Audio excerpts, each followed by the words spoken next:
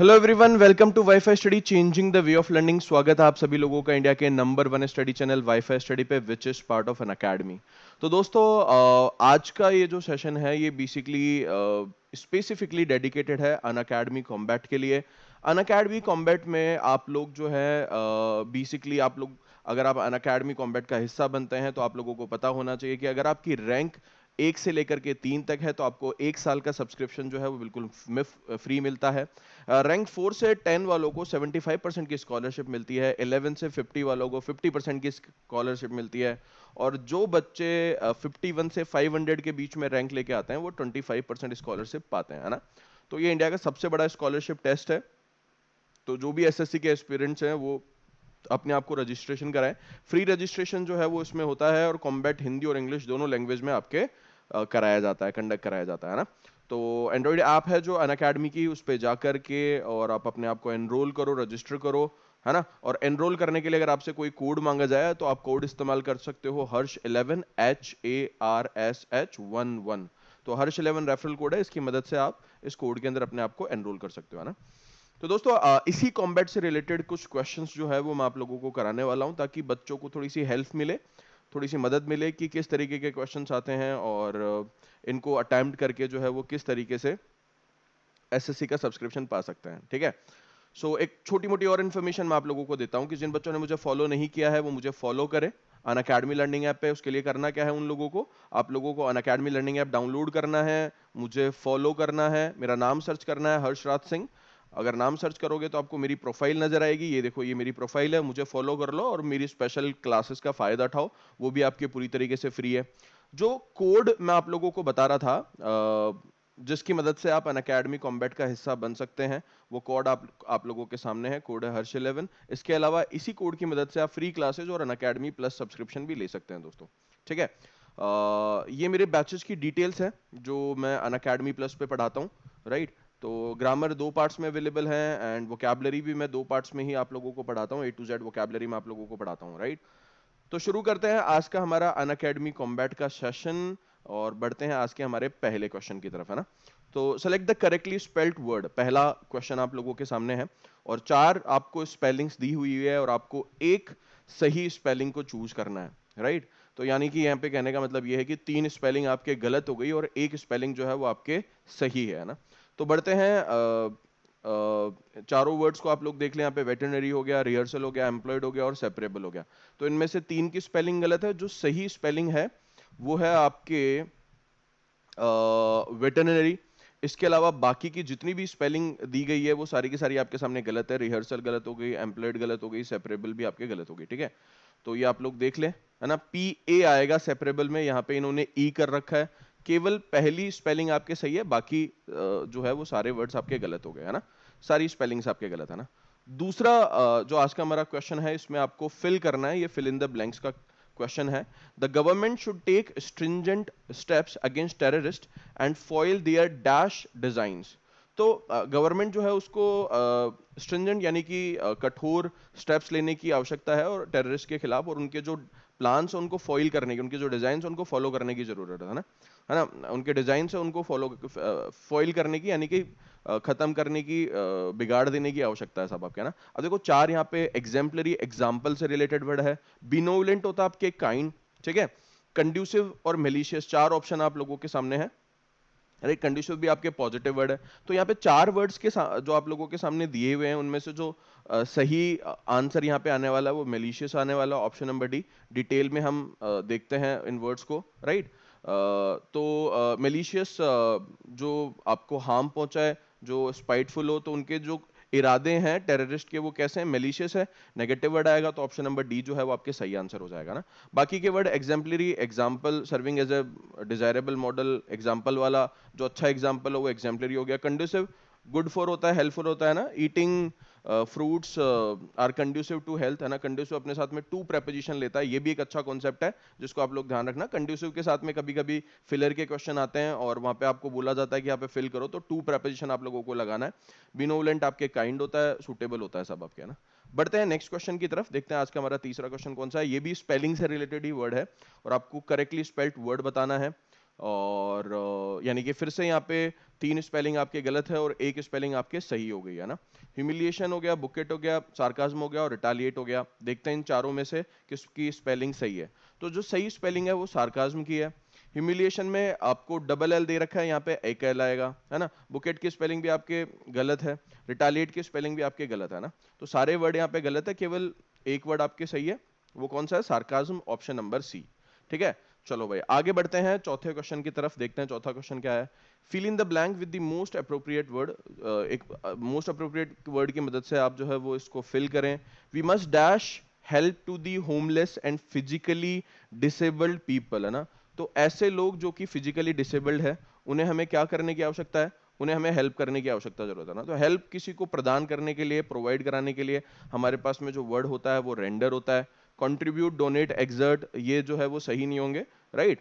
तो to provide, to give help to somebody, किसी को हेल्प प्रोवाइड करवाने के लिए जो सबसे सूटेबल और मोस्ट अप्रोप्रिएट वर्ड है इन चारों ऑप्शंस में से, वो आप लोगों के सामने रेंडर है, राइट। तो render is going to be the right answer. Contribute आपके बांटना होता है आपस में, राइट, डिस्ट्रीब्यूट करना होता है। डोनेट भी आपके हम पैसे के लिए करते हैं, मनी और गुड्स के लिए हम इसका इस्तेमाल करते हैं। हेल्प स्पेसिफिकली हेल्प को जो है रेंडर किया जाता है। तो ऑप्शन नंबर 1 जो है वो आपके सही आंसर हो जाएगा चौथे क्वेश्चन का। पांचवा आप लोगों के सामने है in the sentence identify the segment which contains the grammatical error. तो आपको ग्रामेटिकल एरर बताना है सेंटेंस के अंदर। देखते हैं क्या सेंटेंस है। The modern man is busy acquiring more and more wealth and designing ways to invest it in more sense pleasure, है ना। तो जो सेंस वर्ड है दोस्तों आपके, ये यहाँ पे अप्रोप्रिएट वर्ड नहीं है यहाँ पे, राइट। तो ये वर्ब के रूप में हम इस्तेमाल कर लेते हैं इस पर्टिकुलर वर्ड का, सेंस का। यहाँ पे आप ध्यान से देखोगे कि आपको एक एडजेक्टिव की आवश्यकता है। प्लेजर जो है वो आपके नाउन है, तो आपको एडजेक्टिव की आवश्यकता है। और यहाँ पर ये सेंस जो है वो आपके एडजेक्टिव की तरह इस्तेमाल नहीं होता। तो यहाँ पे आपको एक ऐसा ऑप्शन चाहिए जो कि एडजेक्टिव की तरह काम करे और ये प्लेजर नाउन को क्वालिफाई कर ले, है ना। तो उसके लिए आपको सही जो वर्ड का इस्तेमाल करना है वो है सेंसुअल। तो यहाँ पे हम देखते हैं सही आंसर आपका क्या होगा, सेंसुअल होगा। एरर कौन से पार्ट में है? एरर है आपके ऑप्शन नंबर ए में, इज मोर सेंस प्लेजर। पहला ऑप्शन ए जो है वो गलत हो गया, एरर हो गया उसमें। सही क्या आएगा? सेंस की जगह सेंसुअल का प्रयोग करेंगे, ठीक है। So to qualify the noun, adjective sensual is needed. तो sensual is the right answer. ठीक है, बढ़ते हैं क्वेश्चन नंबर 6 की तरफ। देखिए क्या है। In the following question choose the word opposite in the meaning to the given word, है ना। सो डिटेस्ट का मतलब होता है किसी को हेट करना, राइट। किसी को डिसलाइक करना, हेट करना, अबोर करना, ये सब इसके सिनोनिम है। अबोर करना, अबोमिनेट करना, डिटेस्ट करना, डिसलाइक करना, ये सारे एक दूसरे के सिनोनिम वर्ड है, राइट। तो अब आपको अपोजिट वर्ड चाहिए, यानी कि कोई ऐसा वर्ड जो कि इसके मीनिंग को डिनोट करता हो, इसके अपोजिट मीनिंग को डिनोट करता हो। वो कौन सा होगा? लाइक करना। तो डिटेस्ट का मतलब डिसलाइक करना, हेट करना, और अपोजिट मतलब लाइक करना। तो ऑप्शन नंबर सी जो है वो आपके सही आंसर हो जाएगा। छठे क्वेश्चन का आंसर आपके ऑप्शन नंबर सी, लाइक हो जाएगा ना। सातवें क्वेश्चन की तरफ बढ़ते हैं बच्चों, और ये भी आपके एरर से रिलेटेड ही क्वेश्चन है। देखते हैं क्या क्वेश्चन है। He was not able to concentrate because of the continual music being played next door, है ना। नेक्स्ट डोर पे लगातार जो है वो म्यूजिक बज रहा था, जिसकी वजह से वो sorry, he was not able to concentrate, है ना। देखो बच्चों, दो वर्ड आप लोगों के सामने हैं। एक होता है कंटिन्यूअल और एक होता है कंटिन्यूस। दोनों में बहुत ही बारीक सा डिफरेंस होता है ना। कंटिन्यूअल हम उन चीजों के लिए इस्तेमाल करते हैं जो होती है, लेकिन मतलब वो रुक रुक करके होती है, समझ रहे हो। जैसे मान लो कोई एक्शन हुआ, राइट, वो हुआ, फिर 5 दिन बाद वो दोबारा हुआ, फिर उसके बाद में अगले 5 दिन बाद फिर से हो रहा है, राइट, फिर उसके 5 दिन बाद वो दोबारा होता है। तो लगातार एक शॉर्ट इंटरवल पे, एक छोटे इंटरवल के बीच में अगर एक एक्शन जारी है, लगातार चल रहा है, तो उसको रिप्रेजेंट करने के लिए हम कंटिन्यूअल वर्ड का प्रयोग करेंगे। समझ गए मेरी बात को?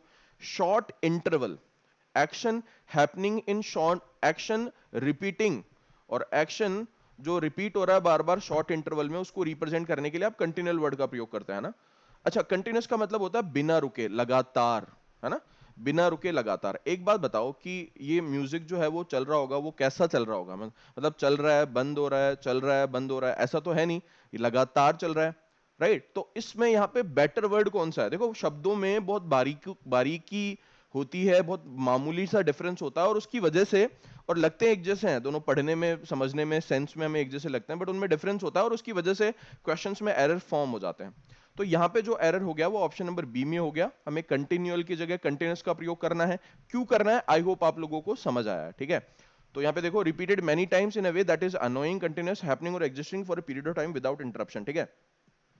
मतलब कोई चीज जो है वो बिना इंटरप्शन के लगातार जो है वो हो रही है, वो कंटिन्यूस हो गई, और रिपीटेड मेनी टाइम्स, है ना। तो अगर बार बार रिपीट हो रही है तो कंटिन्यूअल हो रही है, मतलब एक बार हुई, दो बार हुई, तीन बार हुई, राइट। तो वो कंटिन्यूअल हो गई, और जो लगातार बिना इंटरप्शन के हो रही है वो आपके कंटिन्यूस हो गई। तो यहाँ पे कंटिन्यूस आएगा, समझ गए मेरी बात को। जैसे आपका पड़ोसी रोज सुबह भोंपू बजाता है ना, आज भी बजाएगा, कल भी बजाया, तो उसके लिए कंटिन्यूस लगाओ, है ना। लेकिन जो म्यूजिक चल रहा है वो बिना इंटरप्शन के लगातार चल रहा है, कंटिन्यूस लगाओ, राइट। चलो आगे बढ़ते हैं, 8वें क्वेश्चन की तरफ देखते हैं क्या है। यहाँ पे फिर से आपको फिलर का क्वेश्चन है, फिल करना है। The building is not safe and must be dash down. अब देखो बच्चों, ये वर्ब की अलग अलग फॉर्म्स से रिलेटेड आपके फिलर का क्वेश्चन है। मतलब यहाँ पे पुल, पुलिंग, पुल्ड और पुल्स, चार अलग अलग फॉर्म का प्रयोग किया गया है। यहां पर आपको एक साउंड ग्रामेटिकल नॉलेज होनी चाहिए। अगर आपकी ग्रामर अच्छी है तो आप आसानी से इसे चूज कर लोगे। अगर आपकी रीडिंग अच्छी है, आप काफी रीडिंग करते हो, तो आपको अंदर से अपने आप एक सही ऑप्शन की आवाज आ जाएगी। आप अंदर से फील, आपको ये अंदर से फीलिंग आ जाएगी पुल्ड वाली, है ना, राइट। ऑप्शन नंबर सी की फीलिंग आ जाएगी। अगर नहीं भी आती है तो ग्रामर ये कहती है कि जो यहाँ पर जो फॉर्म है, आप ये देखो मस्ट के बाद में बी आया है, राइट। यानी कि ये पैसिव फॉर्म है, इसको ध्यान से देखो, पैसिव फॉर्म है ये, है ना, पैसिव फॉर्म है, यानी कि बिल्डिंग जो है वो पुल डाउन करने के एक्शन को रिसीव करेगी, है ना। तो अगर ये पैसिव कंस्ट्रक्शन है, पैसिव स्ट्रक्चर है, तो यहाँ पे थर्ड फॉर्म का प्रयोग करना पड़ेगा। अरे जैसे मान लो मैंने आपके सामने एक सेंटेंस बोला, यू मस्ट किल हिम, है ना, he must be killed, you must kill him, you he must be killed. तो ही को किल किया जाएगा, must plus be plus verb की थर्ड फॉर्म मैंने लगाया, तो पैसिव स्ट्रक्चर हो गया। वैसे ये पैसिव स्ट्रक्चर है, यहाँ पे बिल्डिंग जो है इसको पुल डाउन किया जाएगा, ये रिसीवर मतलब डिस्ट्रॉय किया जाएगा, ये इस एक्शन के रिसीवर है। दैट्स वाई हमें यहाँ पे सी ऑप्शन को चूज करना पड़ेगा, ना। तो पुल्ड टू डिस्ट्रॉय, और ये मीनिंग भी इसका डिस्ट्रॉय करने का होता है, तो पुल डाउन आ जाएगा आंसर यहाँ पे, राइट। तो ईडी वाला आ जाएगा। हालांकि pulled is the right user to destroy, यहाँ पे ये जो सॉल्यूशन है उससे कोई फर्क नहीं पड़ता, मैंने समझा दिया आप लोगों को ना। वन वर्ड सब्स्टिट्यूशन आपको बताना है क्वेश्चन नंबर 9 में, without the risk of punishment, है ना। तो जब आपको कोई डर नहीं है किसी चीज का, और बिना रिस्क ऑफ पनिशमेंट आप आगे बढ़ सकते हो, किसी चीज को कर सकते हो, है ना। उसके लिए कौन सा वर्ड होगा, यहाँ पे चार वर्ड है, चारों के मीनिंग को हम देखेंगे। तो इम्प्यूनिटी होता है बिना किसी पनिशमेंट के और लॉस के, आप अगर आपको एग्जाम्शन मिलता है, छूट मिलती है, तो इम्प्यूनिटी कहलाते हैं। इम्प्यूडेंट रूड होता है सब, है ना। इनएक्सोरेबल होता है सब आपके, जो जिसको आप स्टॉप नहीं कर सकते, that can not be stop और चेंज, है ना, लगातार जो चलता रहे। और इम्पर्टर्बेबल का मतलब होता है जो जिसको डिस्टर्ब नहीं किया जा सका। पर्टर्ब का मतलब डिस्टर्ब करना होता है। जब आप बोलते हो इम्पर्टर्बेबल, इसका मतलब हो गया कि उसे हम आसानी से डिस्टर्ब और परेशान जो है वो नहीं कर सकते, है ना। तो इम्प्यूनिटी जो है वो इसका सही आंसर हो जाएगा। Option number B is going to be the right answer. दोस्तों आज का हमारा ये अंतिम क्वेश्चन है, और इसी तरीके के क्वेश्चन आपके कॉम्बैट में आते हैं। तो आज ही हिस्सा बनिए अनअकैडमी कॉम्बैट का, वहां पे अपने आप को एनरोल करें, रेफरल कोड लगाए हर्ष 11। क्या फायदा है वो मैं आप लोगों को ऑलरेडी बता चुका हूं ना। एविडेंट आप लोगों के सामने नेक्स्ट वर्ड है, और आपके सामने चार ऑप्शन है, सस्पेक्टेड, डिसएग्रीड, डाउटफुल और अनइंपॉर्टेंट। आपको अपोजिट वर्ड इसका बताना है। एविडेंट होता है समथिंग विच इज क्लियर, जो साफ साफ नजर आ रही है, प्रत्यक्ष है आप लोगों के सामने, उसको रिप्रेजेंट करने के लिए हम एविडेंट वर्ड का प्रयोग करते हैं। इसका जो अपोजिट होगा बच्चों, वो होगा डाउटफुल, जिसको लेकर आप श्योर नहीं हो, जो क्लियर नहीं है ना, डूबियस हो, तो वो आपके अपोजिट हो गया इसका, है ना, right. So option number C is the right answer question number 10 का।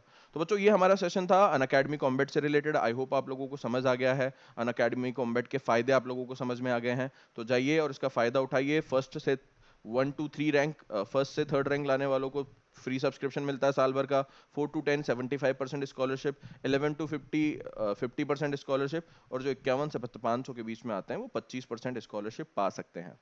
सो दोस्तों आज के लिए इतना ही, है ना। मिलते हैं, आपको रेफरल कोड हर्ष 11 लगा करके इसके अंदर आप इसका हिस्सा बन सकते हैं। आप लोगों को मैं बता दूं कि अनअकैडमी प्लस सब्सक्रिप्शन भी आप मेरे कोड की मदद से ले सकते हैं। आपको करना क्या है, अनअकैडमी लर्निंग ऐप डाउनलोड करनी है, वहाँ पे गेट सब्सक्रिप्शन पे क्लिक करना है, आपको कोड आपको प्लान चूज करना है। 12 महीने का प्लान जो है वो 6500 रुपए का है।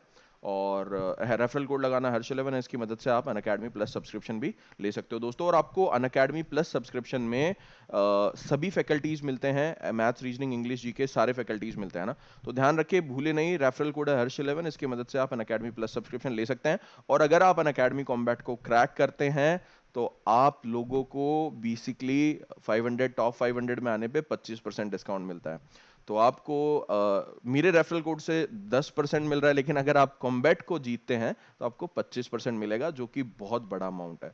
तो अभी अपने आप को एनरोल करें इस रेफरल कोड की मदद से और फायदा उठाए अनअकैडमी कॉम्बैट का। सो दोस्तों, आज के लिए इतना ही। मिलते हैं आपसे नेक्स्ट सेशन में। Till then take care, all the very best, bye bye.